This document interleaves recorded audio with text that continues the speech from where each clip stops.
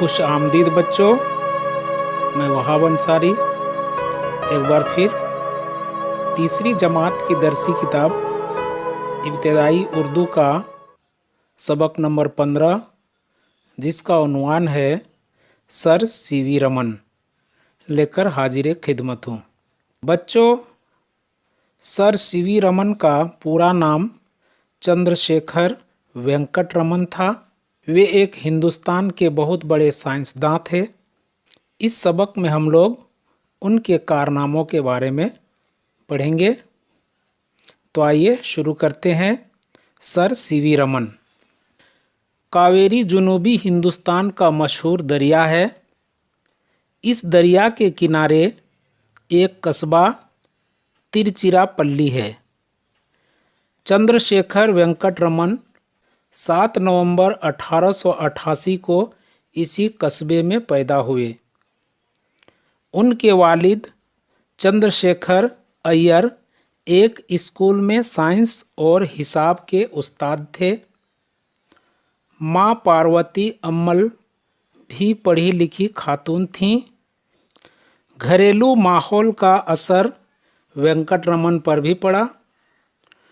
वह बचपन से ही बड़े मेहनती और ज़हीन थे, जिसका नतीजा था कि वह हर जमात में अव्वल आए।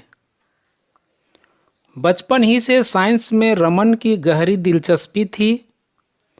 वह काम करने से कभी ना उकताते थे।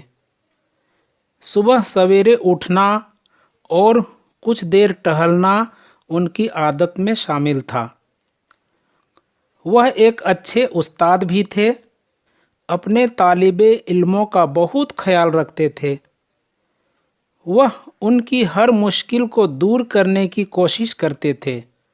वह अपनी धुन के पक्के और वक्त के पाबंद थे। रमन को मौसीकी से भी गहरी दिलचस्पी थी। मुख्तलिफ किस्म के साज़ों को सुनने का उन्हें बहुत शौक़ था।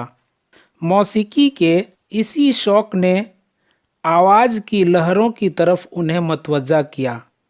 आगे चलकर उन्होंने आवाज़ से मुताल्लिक बहुत से तजुर्बे किए।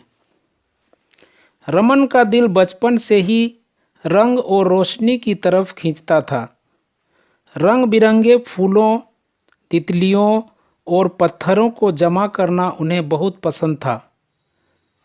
उन्होंने उन पर तजुर्बात भी किए। 28 फरवरी 1928 को उन्होंने अपने तजुर्बों की मदद से ये साबित कर दिया कि रोशनी की किरणें लहरों से नहीं, ज़र्रात से बनी होती हैं। साइंस की दुनिया में ये एक बड़ी खोज थी। रमन की इस अजीम कामयाबी पर 1929 में हुकूमत बरतानिया ने उन्हें सर का खिताब दिया। 1930 में दुनिया के सबसे बड़े इनाम नोबेल इनाम से नवाजा गया। बच्चों, तुम्हें यह सुनकर ताज्जुब होगा कि उन्होंने ये कामयाबी सिर्फ 300 रुपये के आलात से तजुर्बा करके हासिल की। हिंदुस्तान में साइंस के फ़रोग के लिए उन्होंने अपनी सारी पूंजी से एक तजुर्बागाह कायम की, जिसने आगे चलकर रमन इंस्टीट्यूट का नाम पाया। हुकूमत हिंद ने 1954 में उन्हें भारत रत्न से नवाजा।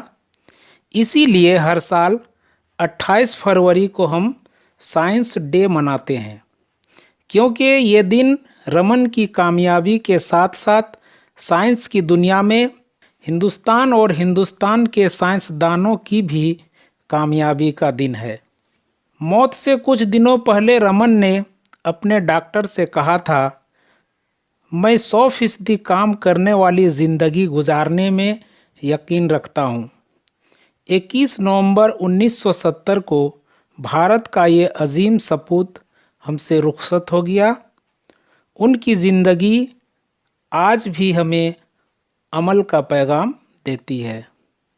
अब आइए हम लोग इस सबक में आए हुए मुश्किल अल्फाज और उसके माने को देखेंगे। लफ्ज़ और माने। जुनूब दक्षिण या शुमाल की नदी को कहते हैं। कस्बा वह बस्ती जिसकी आबादी 10,000 से 20,000 के दरमियान हो। खातून औरत को कहते हैं। ज़हीन जिसका दिमाग अच्छा हो, यानी पढ़ने लिखने में तेज, होशियार। जमात दर्जा या क्लास। साज बाजा को कहते हैं। मौसीकी गाने या बजाने का फ़न और इल्म। मतवज्जा करना, तवज्जा को यानी ध्यान को अपनी तरफ खींचना। अजीम बड़ा। नवाजना बख्शना, अता करना या इज्जत देना। आलात आला की जमा। सपूत लायक औलाद। और अमल का मतलब काम। तो बच्चों, इस वीडियो सबक में इतना ही। अगले वीडियो में हम लोग इस सबक के तमाम सवालों को हल करना सीखेंगे। तब तक के लिए वहाब सर को इजाज़त दीजिए। शुक्रिया। खुदा हाफिज।